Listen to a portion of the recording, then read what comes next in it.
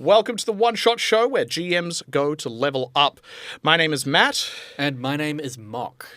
It's one of those letter swap things. So I suppose it's a vowel. It's Markridge. It is indeed. Markridge. And today, for our very first episode, we wanted to kick it off. My idea for this was we were going to call it Origins. That's a terrible name. Quite frankly, the worst idea you've really ever bad. had. Yeah. So what we actually want to cover off in this very first episode, because this whole podcast is geared towards people who are either already running D&D or tabletop RPGs or are interested in it, we want to talk about the things that kind of inspire our games, that could inspire your games, and sort of the general bed of inspiration that a lot of modern tabletop role-playing games is drawn from over the years. We want to find out why the fuck you would even start a game. Yeah. Where's that idea coming from? Yeah. Matt, I've got a question for you. Hit me. I want to know, are you a fan of setting your games inside of existing worlds, or do you go for total originality? That's a really good question. Always original, always homebrew. The only time I maybe wouldn't is if I'm dead fresh to a system, or it's, within an existing IP where there's a very limited kind of setting. Like if you're doing a Dune RPG game, you kind of have to set it on Arrakis, right? You can still come up with custom stuff within that framework, sure, but I usually go fully homebrew on settings. Is world building part of the appeal to you for running games? A little bit. Not so much world building, and to be honest, this probably could and should be an episode in its own right, but it's less the world building to me. It's I world build from a perspective of what stories can actually tell within that world, which is why I go custom. Because then if I have a particular thing I'm trying to accomplish, a particular tone that I want it to take on, or just a particular kind of wider stakes story that's going on behind the scenes, then I want to come up with a custom setting to. As a man who is a fan of complete and total originality, do you ever stoop so low as to steal anything from other media ever? No, everything I come up with is original, of course. That is incredible. Even I am blown away. Because the point there obviously is nothing is truly original, right? Like you are the sum of your influences with maybe a little bit, so the remaining 20% is your own stuff, right? Something like that. What have you stolen from the most in your own games? Okay, the big ones for me, actually, genuinely. I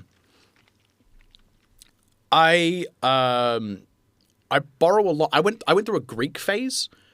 I don't know if people apparently that's a thing that some other people have. My partner went through a Greek phase, and I think that's Everybody goes through a Greek phase. Yeah, everybody who plays tabletop RPGs knows the entire Greek pantheon as a common experience. And I feel like this is really weird to say, but I remember reading the Iliad and Odyssey. And the funny thing about the Iliad is it's one of two surviving works of Homer's, and there was 7 works in total. The other 5 are completely lost. And when you're reading it, it's just name dropping all these people. It's like the Avengers. It's like a team up movie for a bunch of movies you never saw.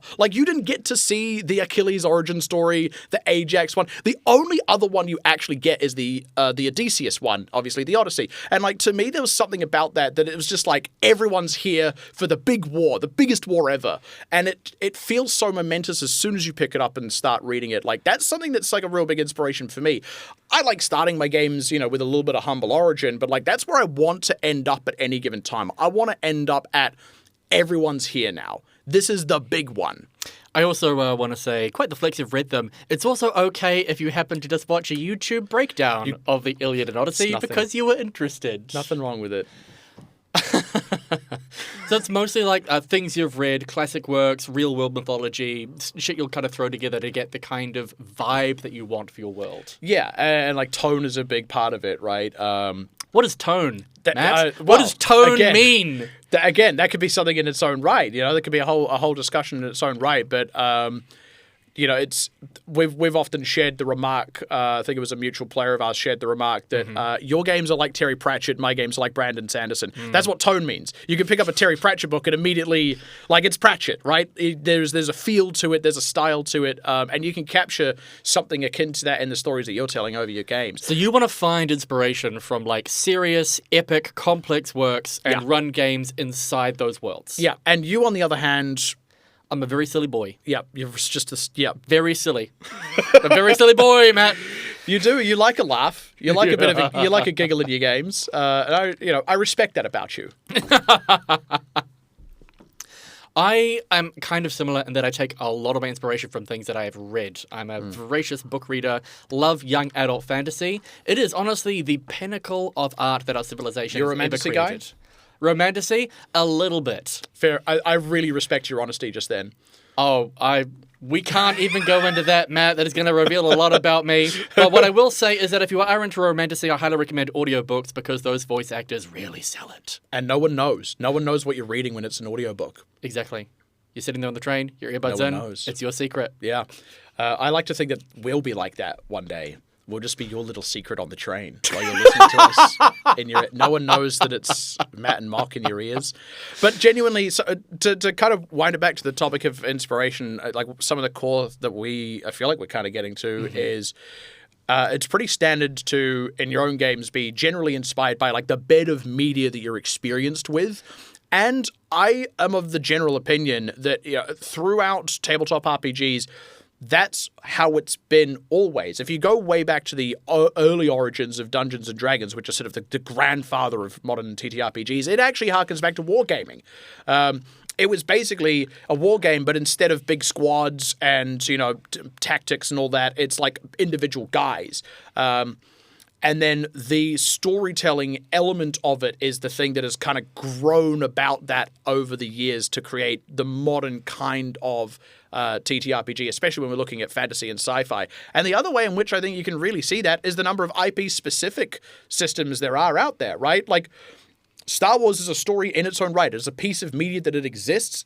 And there's a half dozen RPG systems set within the Star Wars universe that use the Star Wars IP so that you can tell stories very specifically with the tone and the style of thing that Star Wars itself brings to the screen. I think what I'm taking out of that is that people are inspired continually by shit they love. If they love Lord of the Rings, they're going to run a game in Lord of the Rings. And even though both Matt and we both are absolutely dedicated homebrewers who build entire worlds of our own, there is absolutely nothing wrong with saying, guys, I love Skyrim. I know everybody loves Skyrim. Yeah. It may be basic, but you know exactly what you were getting into. It is easy to build the world up, and you can easily get buy-in from your players if they know exactly what they're getting into. And that's, weirdly enough, it's, you say that when you're kind of homebrewing and you're doing that, you're taking that approach and you can just sort of say, look, it's going to be a bit like this. Like, here's how I want it to feel. Like, I've run stuff in my games where I've gone, okay, this arc of the story is probably going to feel a little bit like an old school Legend of Zelda game, right? But the other thing that's really useful with that, in terms of things that inspire you, is if you have that common bed of sort of media literacy around a particular setting. You're starting with a shared language with your players. But I was going to say IP-specific ones are great for that, right? I picked up the Fallout RPG because I love Fallout, and most of my regular players also love Fallout. None of us need to learn anything. It's already an RPG in as a computer game. It's really easy to translate that to pen and paper. There's that shared familiarity, and everyone immediately knows what they're getting into. It's a little bit pulpy. It's a little bit wacky. It can get quite serious. We all know that tone intuitively. And then, in turn, I would say I've drawn inspiration from that IP in my own home games in totally different genres and systems. You're bringing up something really interesting. Oh, I love when I do that by accident. accident. Oh, you do that. When you're saying you are basing Fallout is most famously, it is a video game first and foremost. Yeah. Now, speaking of Dungeons and Dragons specifically, at the back of any of the Dungeon Master's guides, you will see they have included a list of books that the game designers have listed as their specific inspirations. And you will see Jack Vance, Michael Moorcock, George Martin, J.R.R. Tolkien listed down there. What you won't see are video games. You won't see movies. But the new generation of gamers, and I personally run a lot of games for teenagers. And the amount of fucking Minecraft memes that make it into my tabletop games is physically painful. Yeah. But this is the new source of inspiration. It is audio-visual media. Yeah. The thing that's so entertaining about that to me is The reason you'll never see those influences in the back of the book is because that would be the cart leading the horse. It's D&D that inspired those games, not the other way around, right? Like big sprawling fantasy RPGs exist because of the legacy of big sprawling fantasy tabletop RPGs. It's, if you imagine the people who first developed early digital RPGs, they were being inspired by their D&D games. In fact, have you watched The Expanse? I have, okay. yes. I've also read it, because I can also read. Early in The Expanse, to give you an idea of how this works, I can rattle off a half dozen books and media that have been directly one-to-one inspired by a tabletop role-playing campaign. The Expanse, if you're watching in the early episodes, there's a guy, they're aboard the prison frigate, and a rail shot plows through the hull of this, knocks his head clean off. He's out. He's dead. He's gone. He seemed like a very fleshed out, interesting character with more to reveal. Totally gone. That series is based on the books. So that beat is in the books as well.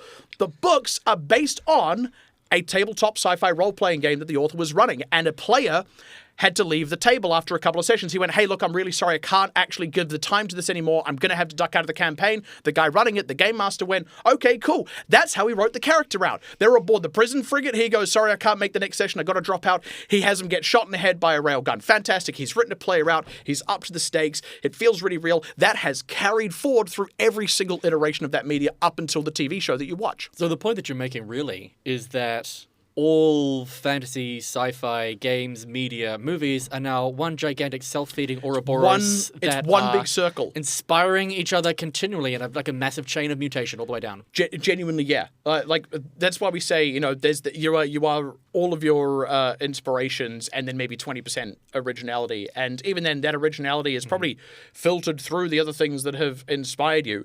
The thing that's really funny to me about that, people talk about this all the time and it sounds like nonsense, but it is true, is humans have been storytellers forever, right? So when we talk about the never-ending circle of inspiration, that's just like a thread that's stretching all the way back throughout history, right? The works of Homer were ancient to the ancient Greeks. Yeah, I just want to reassure anybody listening that you don't need to read the fucking Odyssey to be valid as a dungeon master. You are most welcome to go watch the Minecraft movie and set an adventure in the Minecraft movie. And if you trace it back far enough, you will get back to the Odyssey, and you can quote me on that. You can. It's totally true. Actually, I'll talk briefly about the Odyssey specifically, because that is a style of campaign that I love running when I know I'm running a limited term of campaign, right? Because if you look at that story, it starts at the end of the Trojan War, Odysseus has to get home, that's it. And the whole story is just one fucking thing after another until he eventually gets home. Now that means if you want to run a campaign that is just one fucking thing after another, you can decide how many fucking things it's going to be. It might be 5 fucking things, and at the end of them, you're home, campaign's done, maybe that takes 10 sessions. So we're breaking 20, down right? D&D and any role-playing game into just fucking one things. fucking thing after another. Got it, that's our units. But the thing that's fascinating about that is if you look at The Hobbit, right? The Hobbit is they need to get here, and they need to get back. And you know what? One fucking thing after another just happens the whole way along. And if we talk about Lord of the Rings being a big inspiration for fantasy RPGs, I actually think The Hobbit is in many ways a better one because it's got that exact feel of everyone just kind of meets around a table and then you all just kind of spring off into this great big adventure that spirals out into wider stakes as you go further along, right? But that's where that idea of story comes from. Bilbo just gets sucked into one fucking thing after another and he doesn't get home for 5 years. And I think listen, saying that The Hobbit is fantastic, that's my favorite book of all time. That's video games, that's movies, it's all one fucking thing after another. And just steal from whatever it is you love. It doesn't have to be as highbrow as The Odyssey and Lord of the Rings. It can be any game, any book, any movie.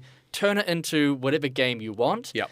Or homebrew everything from scratch. Yep. And you're stealing from multiple sources, you're putting in themes from different little things, you're creating this kind of chimeric monster, and you're dropping your players into it. Yeah.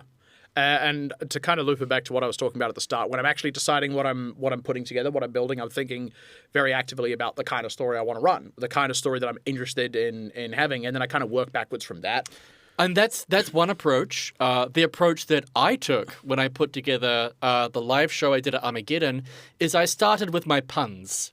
Yep. And then I Valid. worked backwards to build my entire adventure around delivering my puns. And the pun that I am proudest of is inserting cryptocurrency into the game. Oh, nice. It was a bunch of skeletons mining treasures from below the ground from an ancient dungeon. Because they're dead, it's crypt currency. That's really good. And that's also an equally valid way. You can read the Odyssey, or you can start from puns. I love those work backwards things as well, by the way. I'm going to throw in, and I'll round us off with this lovely little anecdote from my most recent stint of world building for a campaign. I have a city in that campaign called Connote. It's a very wealthy merchant city. It's probably the wealthiest, general city in the known world. And that is where the term banknote comes from, because their currency is small fabric versions of the Connote banner, or Banner's Connote, which has been shortened over the years to banknote. And that's where the word for currency comes from. This is permission to be as cringe as you want for your players. Absolutely. There's absolutely nothing wrong with it. Do we have any sort of final notes, any final things that we feel need to be tossed into this topic before we package it up and ship it out? No, I think I'm done with this. We're well covered. I think we're done. Well, this has been the One Shot Show, and I sure hope you have, in fact, leveled up. I've been Matt, that's been Mark, and we'll see you in the next one. If you like what you just heard, feel free to support us on Patreon. Every little bit helps. Go to patreon.com/oneshotshow.